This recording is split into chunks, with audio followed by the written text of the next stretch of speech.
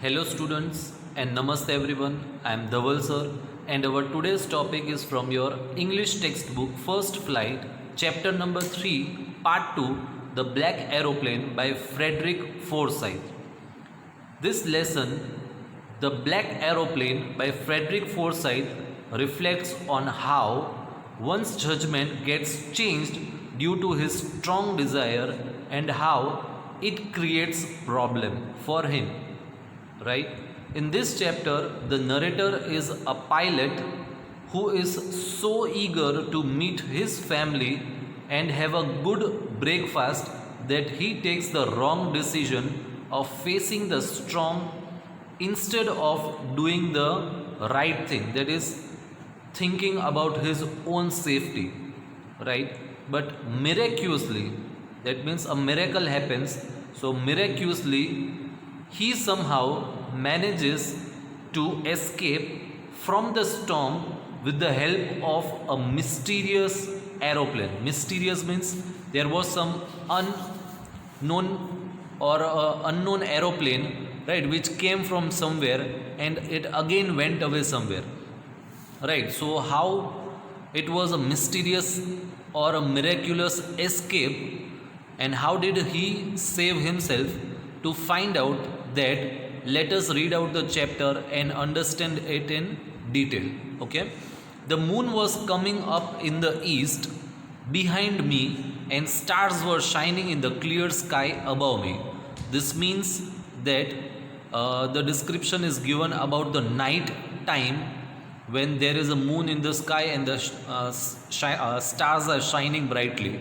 Okay, there wasn't a cloud in the sky, that means it was a clear atmosphere. I was happy to be alone high up above the sleeping countryside, right? That means when he was moving or traveling in the plane, he was all alone, right? And there was no one who was not asleep. Except him, everyone were asleep. Okay, I was flying my old Dakota aeroplane. So Dakota aeroplane, I have shown or given you the picture on the right hand side, you can see, right? So this is the Dakota aeroplane. Yes, so this picture you can see, it is a Dakota aeroplane.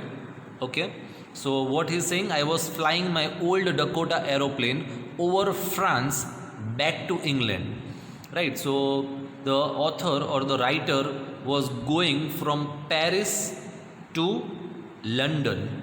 Okay, I was dreaming of my holiday and looking forward to being with my family. So as I said, that his strong desire was to reach London as soon as possible and meet his family and have a big breakfast, right? I looked at my watch, 1:30 in the morning. I should call Paris control soon, I thought. So as he was flying from France to England, right, as he was high above in this high above at a greater altitude, he decided to call Paris control room. Okay, I thought, as I looked down past the nose of the aeroplane, I saw the lights of a big city in front of me, right? So usually when a plane is traveling, it needs to get clearance, right? That means it needs to take the permission from the airport authority from where it is passing, right? If a plane is traveling from one country to another, then it needs to take the clearance or permission from the places above which it is flying. Okay, I switched on the radio and said, Paris control, Dakota DS-088 here. Can you hear me? I am on my way to England. Over. Right, so you have seen the walkie-talkie type, right? So this is the message which is actually passed in such a manner, right? Whenever you complete your conversation, you have to say over. Then the other person will, if hearing your message, then they will also reply to you. Okay, we'll move further. The voice from the radio answered me immediately, right? As the pilot sent the message. Immediately answer came back, DS088, I can hear you. You ought to turn 12 degree west now. DS088 over. That means the clearance and the direction was given by the authority at the place where he was asking the message. That was Paris control room. I checked the map and the compass, switched over to my second and last fuel tank. So when it passed from there, right, the fuel tank showed the last signal. Like this in our vehicle also, there is a fuel tank which shows us the signal that how much fuel is there, right? And turn the Dakota 12 degree west towards England. I will be in time for breakfast. So this shows that how badly he wanted to reach England. Okay, I thought a good big English breakfast. Everything was going well. It was an easy flight. That means easily and very calmly the flight was going on in a smooth way. Paris was about 150 kilometers behind me when I saw the clouds. That means he had already crossed Paris and he was 150 kilometers ahead. Okay, and when he was 150 kilometers ahead, he saw clouds, storm clouds. They were huge. They looked like black mountains standing in front of me across the sky. So when he is looking at the clouds, they looked like mountains, right? Because it was very dark and it were stormy clouds. Okay, I knew I could not fly up and over them, and I did not have enough fuel to fly around them to the north or south, right? So if these are the clouds, then he needs to go above it or from below the clouds to overcome or not to get in contact with that clouds. To avoid those clouds, it had to take either the north or the south direction. Okay, but for that he did not have enough fuel. I ought to go back to Paris, and the other option was from where it was coming, he had to take reverse and go back to the Paris. I thought, but I wanted to get home. I wanted that breakfast. So what the author is saying, that he badly wanted to meet his family and he wanted to have breakfast with them. Okay, so what he is deciding? He is deciding to take the risk. So what he is saying, I will take the risk, I thought, and flew that old Dakota straight into the storm, right? So stormy clouds were there and he is moving the plane inside that stormy clouds, right? Inside the clouds, everything was suddenly black, because we know that in storm it is very difficult. Means it is for sure, if a plane is going and there is a storm, then the chances of it getting down, right, or it getting crashed is 100%, right? So it was impossible to see anything outside the aeroplane. The old aeroplane jumped and twisted in the air, right, because it was a stormy cloud. It was jumping and twisting in the air. I looked at the compass. I couldn't believe my eyes. You know compass, it is an instrument which is usually used in the planes or ships to find out the direction. Okay, I looked at the compass. I couldn't believe my eyes. The compass was turning round and round and round. It was dead. That means in the storm, it was so dangerous that even the compass had stopped working, right? The direction could not be found, and the needle which is there in the compass, it kept moving round and round. It would not work. The other instruments were suddenly dead too, right? So in the plane, other instruments were also dead, like the radio and everything. I tried the radio, right? You can see the writer over here. Okay, Paris control, Paris control, can you hear me? There was no answer. The radio was dead too. That means it was also dead. I had no radio, no compass, and I could not see where I was. That means if he could have the compass or the radio in the working condition, then at least he might be able to get the directions about where he is and where he could go. But as everything was dead, it was not working, it was very difficult for him to find out the right direction, where to go and where not to go. Okay. I was lost in the storm. Then, in the black clouds quite near me, I saw another aeroplane. It had no lights on its wings, but I could see it flying next to me through the storm. So, in this picture, we can see, right, the author is there, he is driving his own old Dakota aeroplane, and on his right hand side, there is another plane which is moving besides the writer's plane without lights. Okay, it had no lights on its wings, but I could see it flying next to me through the storm. I could see the pilot's face turned towards me. Right, that means the pilot in the another plane was looking at the author. I was very glad to see another person. Right, that means whenever we are stuck somewhere, we are in a problem, and if we find anyone who is there with us, then at least we get relaxed and we feel that at least that person will help us out to come out of that problem.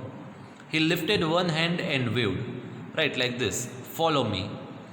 He was saying, follow me. He knows that I am lost. I thought that means when he came to his rescue, the author was sure that this person might be knowing that I am lost somewhere, and because of that, he has just come for his rescue. He is trying to help me. He turned his aeroplane slowly to the north in front of my Dakota so that it would be easier for me to follow him. I was very happy to go behind the strange aeroplane like an obedient child, right? Because the writer or the author did not know anything where he was and where he was going. But as another aeroplane came and it was trying to help him out, trying to guide him in the right direction, he just followed like an obedient child, right? Because the children, they are very innocent, and they don't have the senses, or they are not mature like the elderly people, right? So they follow the instructions what their parents or elderly people give blindly. In the same way, the author is also following the instructions. Okay. Another half an hour, the strange black aeroplane was still there in front of me in the clouds. Now, there was only enough fuel in the old Dakota's last tank to fly for 5 or 10 minutes more. And there was stormy clouds, and on the another side, the fuel in the tank was about to get over. Okay. I was starting to feel frightened again. That means he was very much worried that how he will be able to come out of these stormy clouds, and will he be able to reach his home safely or not. But then he started to go down, and I followed through the storm. That means the another plane was going downwards, and also the writer's plane was following it.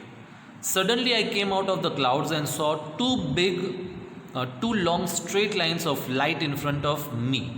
It was a runway, right? Whenever if you have traveled through aeroplane, and at the night time, if you are in the flight and it reaches at the airport, you can see a long straight runway, and on the both side of which there is lights, right? There are too many lights over there, and from the sky you can easily view or notice that this is a runway. Okay, fine. An airport. It was safe. I turned to look for my friend in the black aeroplane, but the sky was empty, right? So it was in front and it was going on, and as the writer saw the runway or the path or an airport, he was so excited that his mind got distracted, right, towards the excitement of reaching home. And when he turns back to find the person who had helped him, that is the another aeroplane, it was not visible, right? The sky was empty. There was nothing there. The black aeroplane was gone. I could not see it anywhere, right? So I landed and was not sorry to walk away from the old Dakota near the control tower. Okay, I went and asked a woman in the control center where I was and who the other pilot was. I wanted to say thank you.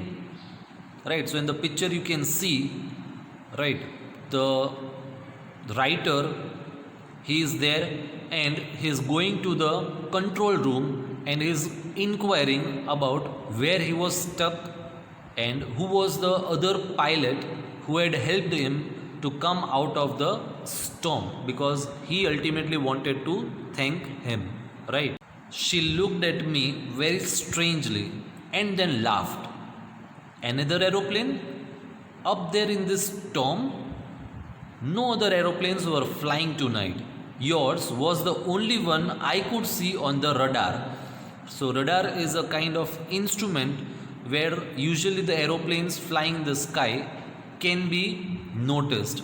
Right, the location of the plane could be noticed. Okay, so she is very much shocked as she didn't find any kind of aeroplane or another aeroplane in the sky with the author's aeroplane when he was flying in the sky.